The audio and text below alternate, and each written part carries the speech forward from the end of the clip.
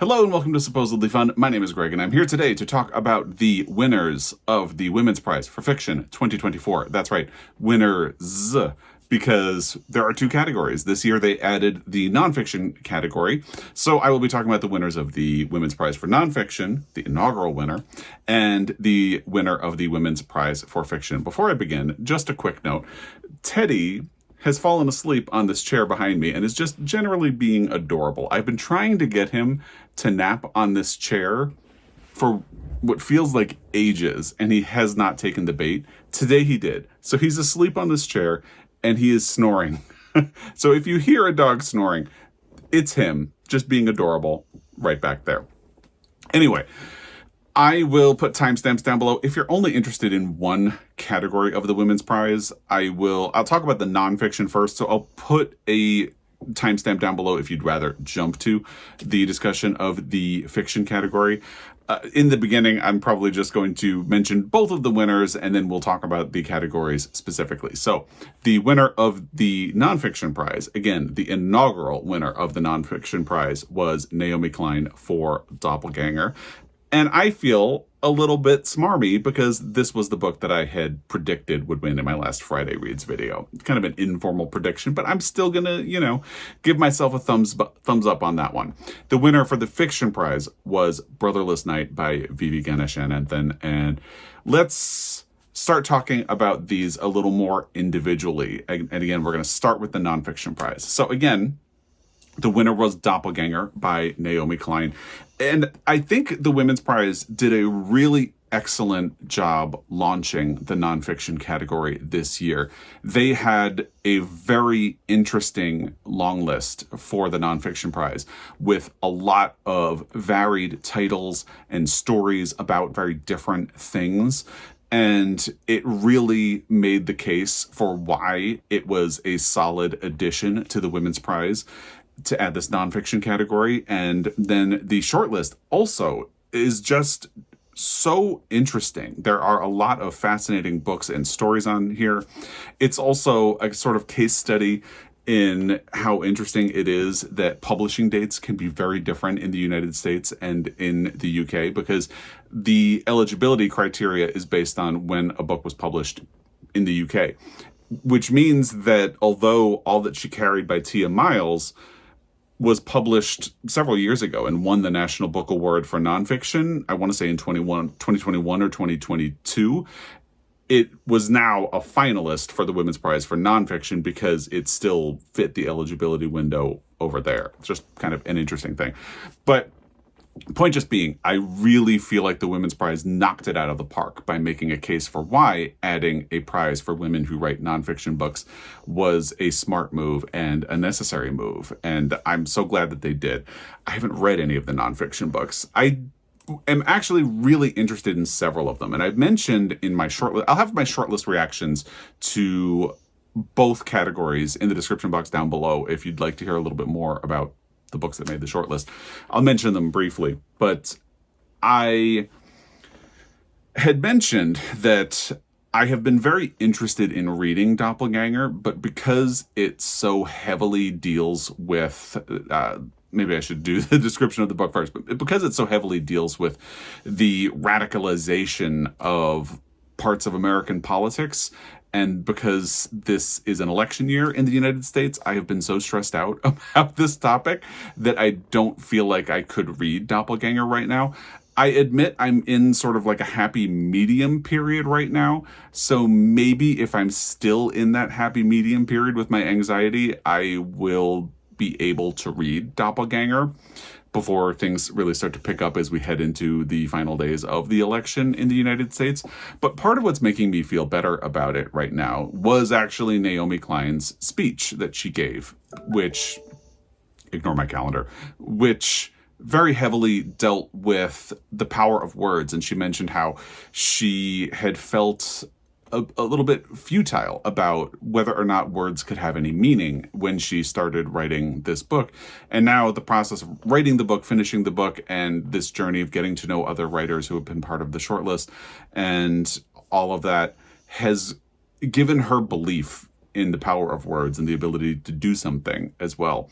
She was also very political in her speech. She actually discussed Israel and Gaza, and it was a little bit refreshing to hear someone speak so openly. I feel like a lot of the time, the politics around discussing Israel and Gaza have become so, they provoke so much anger that people tend to make a sort of couched statement. They don't really want to offend anyone.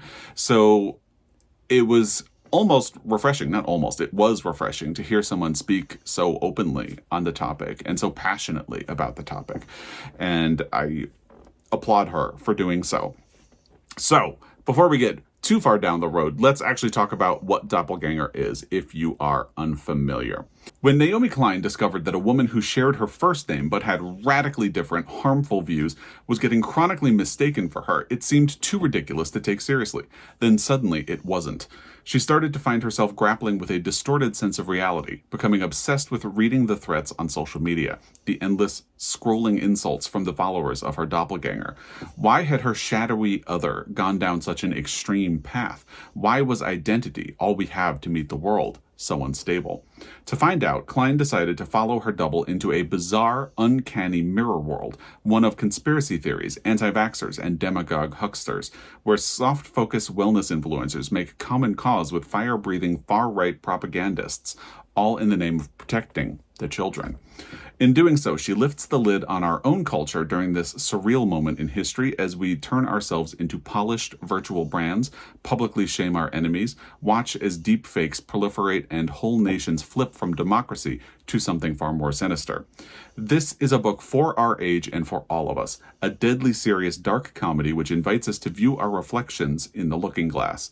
It's for anyone who has lost hours down an internet rabbit hole, who wonders why our politics has become so fatally warped, and who wants a way out of our collective vertigo and back to fighting for what really matters. And with recent elections in Europe, it does trigger a bit of like a fear or anxiety response in me, that it really deals with this idea of whole nations flipping from democracy to something far more sinister. But I don't know.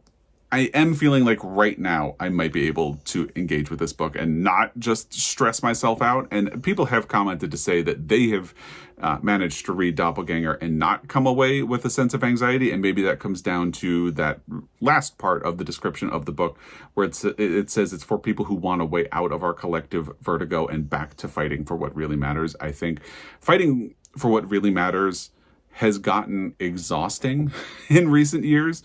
You know, since the 2016 election, and which, you know, really started ramping up in 2015, and really since the end of the election in 2016 here in the United States, it has started to feel exhausting to keep fighting and advocating and trying to be a good citizen. So I feel like the idea of getting back to fighting for what really matters, and the sense that you might need some energy in order to do that, it's essential, it's urgent, and maybe the time before the election actually happens is the right time for it. I don't know. You know, the tricky thing as well is that I am doing Pride reading for the month of June, so Doppelganger doesn't really fit that. So I would have to wait until July to even think about it, and I'm sure the whole list at my library is insane. Doppelganger, by the way, will be coming out in paperback in September. At this point, all but one of the books that were on the shortlist for both nonfiction and fiction have been released in the United States. And the one book that hasn't is actually going to be released about a week from the day that I am filming this, which is, of course, the day that the announcement has been made. So within a week, all of the books from the shortlist for both fiction and nonfiction will have been released. And I will have links to all of those books in the description box down below. I think there was one other nonfiction book that has a paperback coming, or two that had a paperback coming in July. So for those books, I put links to the paperback. If you'd rather do the hardcover, that's fine. But if you'd rather pre-order, so those are affiliate links to bookshop.org. If you use those, it helps me out a little bit. But otherwise, help your local independent bookstore in any way that you can, if you can afford to. Otherwise, use your local library. The tricky thing is, Doppelganger has had a really long wait list at my library, pretty much since it was published, and it has just been on a run ever since then, being recognized as one of the best books of 2023. Now it is the inaugural winner of the Women's Prize. So I'm willing to bet it would take a long time to get this book from the library. And by the time I get it, because I'm very much a mood reader, maybe I will have lost the courage of my convictions to read it. Maybe that sense of stress and anxiety will be back. So I don't really know what to do about that. Maybe if in the beginning of July I'm still feeling like I am ready for Doppelganger, then maybe I will just cash in a credit on Libro to get the audiobook and not wait for it to be available through my library or through the Libby app, which is tied to my library. So very happy to see Doppelganger win, even though I don't think it was much of a surprise. The interesting thing about the Women's Prize is that there were several directions they could have gone in nonfiction and fiction. And let's briefly talk about the other books that had been finalists for the Nonfiction Prize. And one by one, we'll sort of mention the other directions that they could have gone. Because although I say I predicted Doppelganger, and although I say it's not necessarily a surprise, at least to me, that it won, there are other books that could have easily claimed the title, and which would have felt right as well. But that really just goes to speak to the strength of the long list and the short list that they created. So let's run through the finalists that we now say goodbye to. The first finalist was All That She Carried by Tia Miles. I mentioned this one briefly earlier because, as I said, it was released in the United States 2 or even 3 years ago and won the National Book Award for Nonfiction. But because it was only published within the last year in the UK, it was eligible for the Women's Prize for Nonfiction. It does feel like this one easily could have won. I have heard great things about All That She Carried, and I was really grateful that we had this publishing discrepancy between the US and the UK, because when All That She Carried was published in the United States and won the National Book Award for Nonfiction, I wanted to read it, but I am much more of a fiction reader, so it ended up completely falling through the cracks for me. And as time went on, I kind of forgot about it, I admit.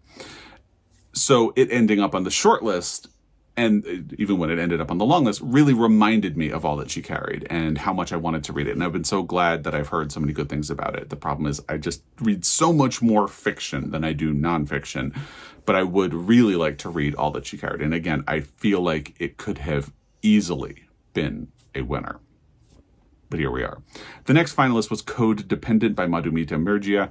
This, I would say, was not one of the books that I felt like was on the precipice of a win, but I think you could certainly make a case. There was even discussion of AI in the fiction winner's speech. We'll get to that. And in a very funny way, but Code Dependent is a book that really deals with that. And that does feel like an urgent issue. I just think there were 3 books from the shortlist that kind of edged it out as the likeliest winners, but you could have easily made a case for Code Dependent. Someone in a house around me is clearly doing work. It sounds like there's like a chainsaw or something. Not a chainsaw, but like a bandsaw or something. So hopefully you can't hear it and it's not too loud and obnoxious, because I'm just going to keep going. Then there was A Flat Place by Noreen Masood. I think this is another one that was kind of on the lower tier of having chances to win, but I've heard a lot of really great things about it, and I just think, like Code Dependent, you could make a case for it, but it felt more likely that momentum was going in other directions. Then there's Thunderclap by Laura Cumming, which is interesting because it deals with the painting that is the center of Donna Tartt's book, The Goldfinch, which won a Pulitzer Prize for Fiction, but I didn't quite like that book. I didn't finish it, so there you are. It is interesting, though, and I have heard a lot of really great things about Thunderclap, and I saw a lot of love for it in the comments of the video announcement for the Women's Prize for Nonfiction. So there you go.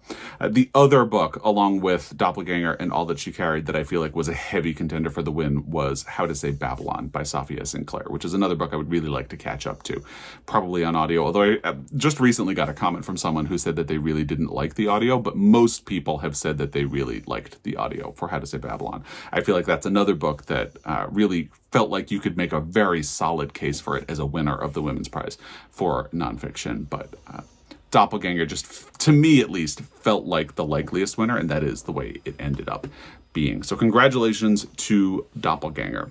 Let's talk about the Women's Prize for fiction. And again, in case you jumped to the fiction section, I'm going to mention that clearly someone in my neighborhood has started doing work in their yard. So you might hear sawing in the background. I don't know if you can hear it or not. But I'm going to keep talking, and hopefully it's not too obnoxious. So let's recap. We might have a dog snoring. We might have sawing. Life, you know? Anyway, the winner for the Women's Prize for Fiction for 2024 was Brotherless Night by Vivi Ganeshananthan. This does feel like a roller coaster to me because when the long list was announced, I love a long list because it's like a tool for discovery for me.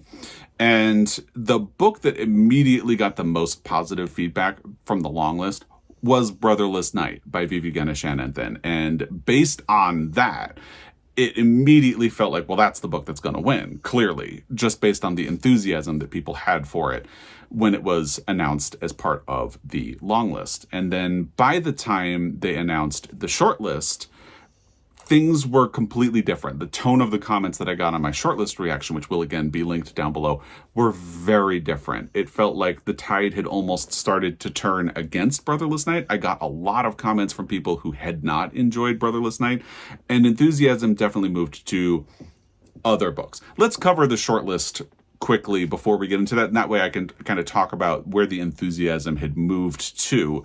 But then in the weeks before the announcement, it started to feel like,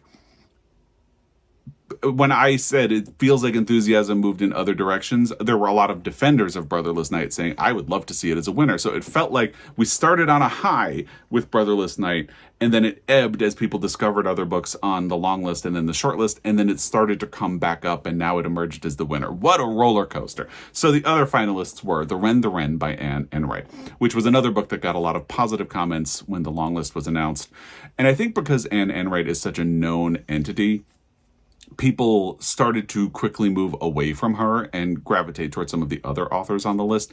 It does feel like The Wren is a bit of a cilantro book. Some people love it, some people hate it, and it really depends. I am very curious to read it at some point because it seems like it deals with a messy, complicated family, and I love a book about a messy, complicated family. So I think The Wren is pretty tailored to interests that I already have and things that I already gravitate toward in fiction. So that was another one that was on a bit of a roller coaster. And then there was Restless Dolly Maunder by Kate Grenville. It's the only book on the shortlist that I have read, and I was very muted on it. I thought it was okay. And it seems like a lot of the reaction to it has been that it was just okay. I watched Roro Reeds do a video about it, and he kind of had that same shrugging reaction. Ben Reedsgood also had that. I can't remember which one of them said it, but one of them said, I feel like this is a book that is only really interesting because I feel like it's a bit of a spoiler, but so many people have said it. It turns out at the end that Dolly Maunder is based on Kate Grenville's grandmother. And either Roro or Ben Reedsgood said that this feels like the type of book that would only be interesting to you if it was about your grandmother. And I kind of think that's true. Dolly Maunder isn't a really interesting character. I just feel like the book kind of beats you over the head with its themes, and I didn't really appreciate that. And it seems like a lot of people agreed. So I'm not entirely surprised that this never really rose to the level of feeling like a challenger to the prize. Then we had Enter Ghost by Isabella Hamad. I feel like this was a bit of an unknown quantity when the long list was announced. And this is one of the books that people were raving about by the time the short list was announced. And I can't remember when the shortlist announcement fell in the span of current events because, the world has been on fire for so long that who can tell when something happened anymore. So I don't remember where the shortlist announcement fell in with the situation going on in Israel and with Gaza right now. But not only had people started to read Enter Ghost and really started loving it, but it started to feel like if the Women's Prize wanted to be political or choose something that was urgent politically, Enter Ghost would probably be the way to go because of its connections to time and place and political strife that was now back in the news in the world. But it definitely was a book that people had really discovered and developed a big enthusiasm for. So Enter Ghost is one of the two books that I would say kind of stole the thunder away from Brotherless Night, at least in my comment section, which is not, by the way, reflective of larger opinion at all, but it is still interesting, I think.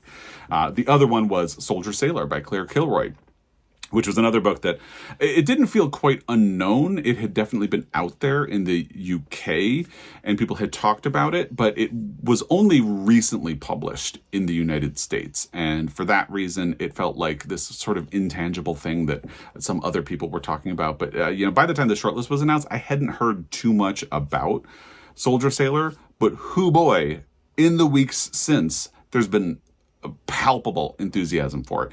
I saw it everywhere when I was in Ireland and Scotland and really thought about purchasing a copy. However, I really wanted to get books as souvenirs that were things that I wouldn't necessarily find in the United States, and I knew that Soldier Sailor was going to be published in the United States, so I decided to hold off, and now it is. And I actually have access to the audio, so I might catch up to Soldier Sailor at some point in the near future. We'll see. I've heard a lot of really great things about it. Doesn't sound like a happy book necessarily, but it sounds really interesting, and I've heard a lot of really great things about it. So it felt like Enter Ghost and Soldier Sailor had stolen a lot of Brotherless Night's thunder, and then over the last week or so, people really started advocating again for Brotherless Night. So I think when I did my Friday Reads prediction, I had even said, I feel like it's Enter Ghost or Soldier Sailor at this point. And then a lot of people came in and defended Brotherless Night. So that, again, is where my comment section, at least, has been on a bit of a roller coaster with Brotherless Night.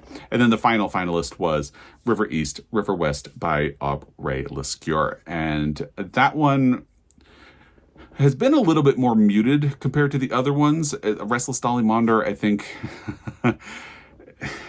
is not as muted, but only that people were reading it and responding to it, and not necessarily in a positive way, but it felt like there was more discussion of it until just recently. I do feel like people kind of held off on the Women's Prize until the shortlist this year, and a lot of that probably has to do with the fact that the Carol Shields Prize seems like a lot more people were interested in it this year, and that's an interesting prize because Brotherless Night by Vivi Ganeshan was the winner of that.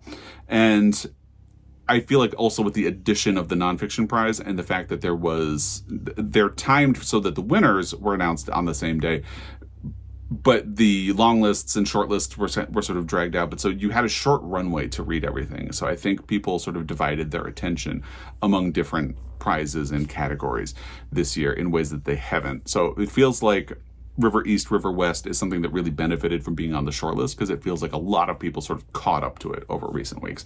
Anyway, let's talk about Brotherless Night now.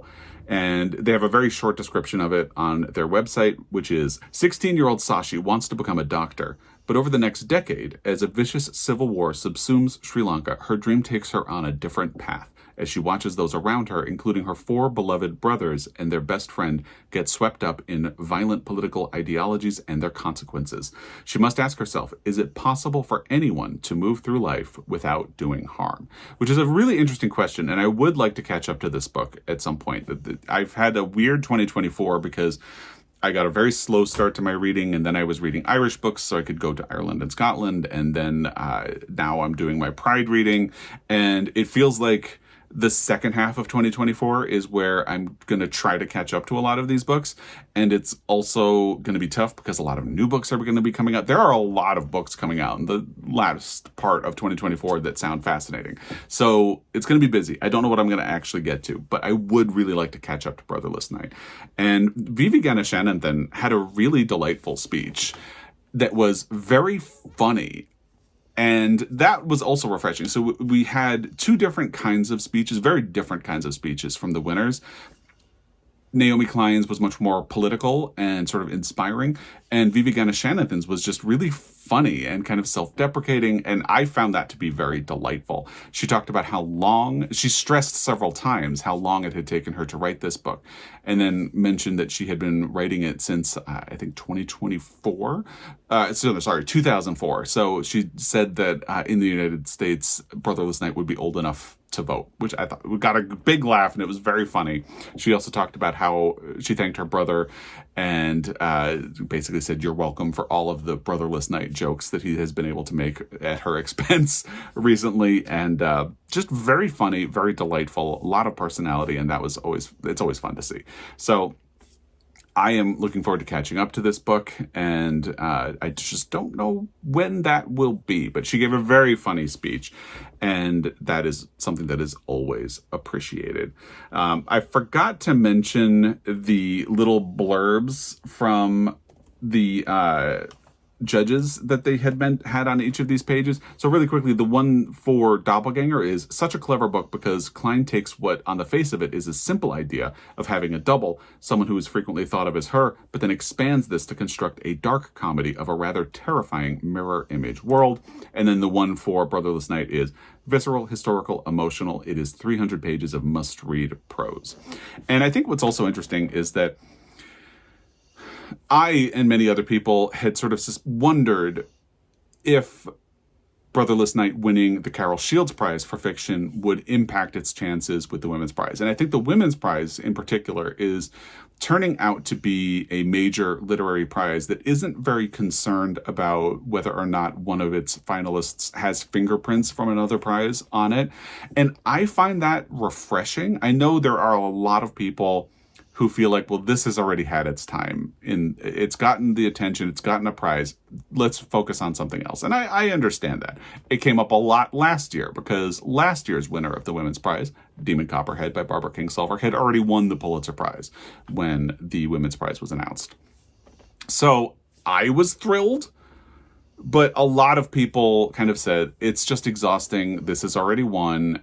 Let's do something different. And this was an opportunity to do something different. But, I find it exciting, not only that there's a prize that doesn't really care about whether or not another prize has recognized a book, but I think it's exciting that there's an opportunity for a book and an author to sort of run the table. I think it would be exciting for that to happen.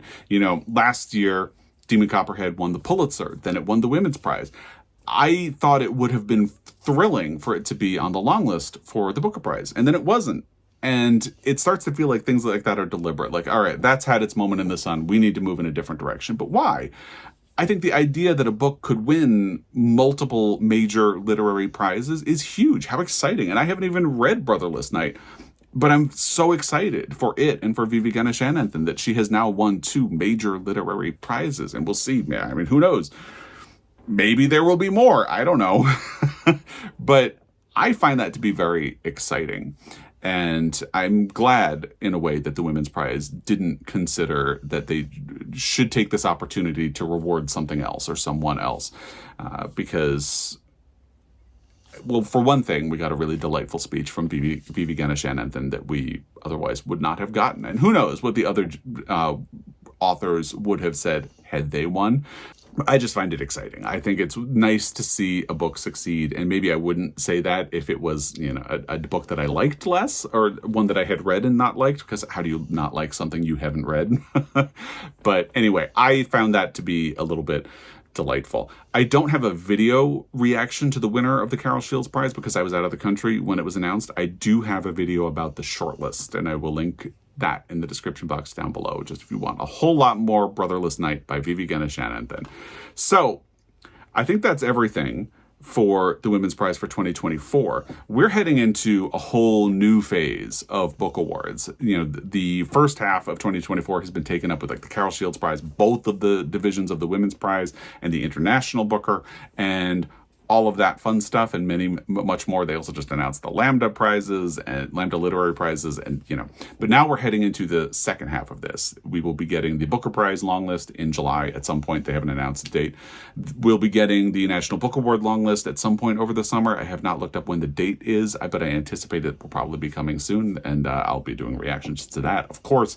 And then come October, we will probably be getting a new Nobel Prize laureate, and we'll be seeing what that does. And I'm so excited for all of this stuff. So stay tuned for more book award stuff. I'd love to hear if you have thoughts about what could be coming on the Booker Prize long list or the National Book Award long list. I'd love to hear what you think of this win, or these wins rather, because there are two of them. And if you would have rather seen another book, and if there was anything that you felt was overlooked.